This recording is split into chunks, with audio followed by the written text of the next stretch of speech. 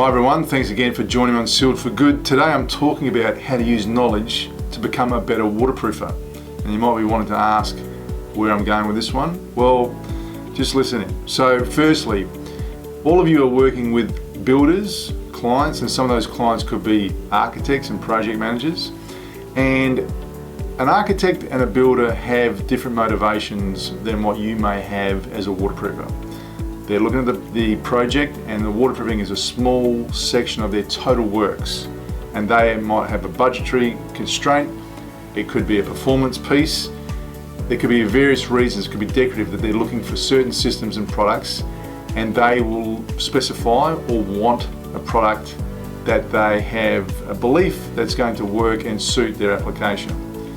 Sometimes a builder might come to you and say, tell me what you want to use, but many times they'll tell you what they think should be used. You as the waterproofer need to be the knowledge source, the expert, that resource that they can trust.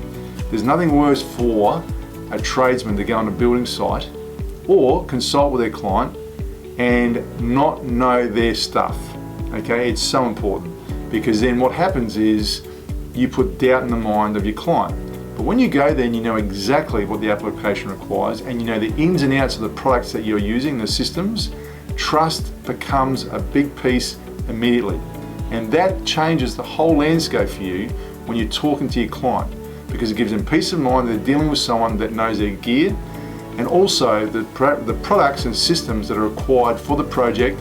And as you've heard me talk before, sometimes you may specify a system or recommend one, but when you get to the job, the conditions could be confronted differently, either climatic, surface, just whatever could be confronted, or you get Murphy's Law and something happens at the last minute. But if you know your products, you know the alternatives and what you can offer and adjust and modify then and there. Now, you always have companies like ours with their tech services department that can help you, but you don't want to be saying to them, oh, just let me go and check with the supplier. Know the basics up front, and that becomes when it's repetitive, when you know your products, when you've used them constantly, and you become the expert in your field. So firstly, what you should always have in your armor when you're talking to your clients is the products that you use and the relevant TDSs and the information, whether it be drawings, specifications, a method statement, whatever it may be, but have that with you. It could be on your phone, it could be on your iPad, it could be a hard copy in your folder, or if you're discussing with them from your office, you could be emailing it to them and explain to them what it is you're using. Then you can actually give a reason why you're going down that path and why you believe it's the best. Now, if I'm talking to an expert tradesperson, a master tradesperson as I was brought up, obviously the client's going to listen to that, because they're going to know this person knows their stuff, you're offering a warranty, you know the product, but you don't want to be ahhing, let me check, I'll come back to you.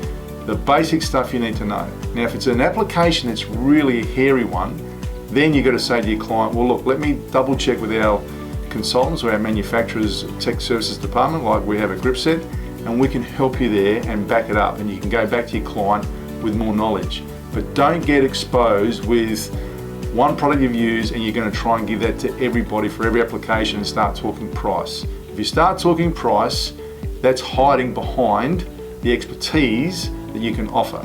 And when you start getting that information out there about your expertise, then the price is not in the question, and you can use good systems and get paid for what you deserve to be paid for your expertise. And the big piece of that then is what warranty differentiates you from potential competitor or someone else have used, or a different applicator or contractor. And that product warranty is what you go and show your client what it actually is they're getting with your workmanship and the system you've specified. So if you're using GAPP program, for example, you can explain to them they can get a back-to-back warranty if they want to be part of that program with you, or they get a long-term warranty and a product warranty that's not just something that's going to replace a couple buckets of the value of what it was that you use, and there could be potentially thousands of dollars of damage, but a comprehensive warranty for both product and for your workmanship. When you have that discussion with your client, you become the knowledge source, and that's how knowledge trumps everything else in the marketplace. And you then have someone that's going to come back to you in the future and ask questions. What do you think? As soon as you've got your customer, ask them, what do you think we should do here? What would be your recommendation there? You know they're leaning on you for knowledge, because you are that knowledge resource, and every master tradesperson should be that. If you'd like to know more about how we can help you get to that knowledgeable area, GAPP is a great way to start. Otherwise, just ring us on 1-800-650-435 and we'll help guide you become that knowledgeable master tradesperson in that waterproofing space. Look forward to seeing that work out there, guys. Keep up the fight. I'll see you next time on Sealed for Good.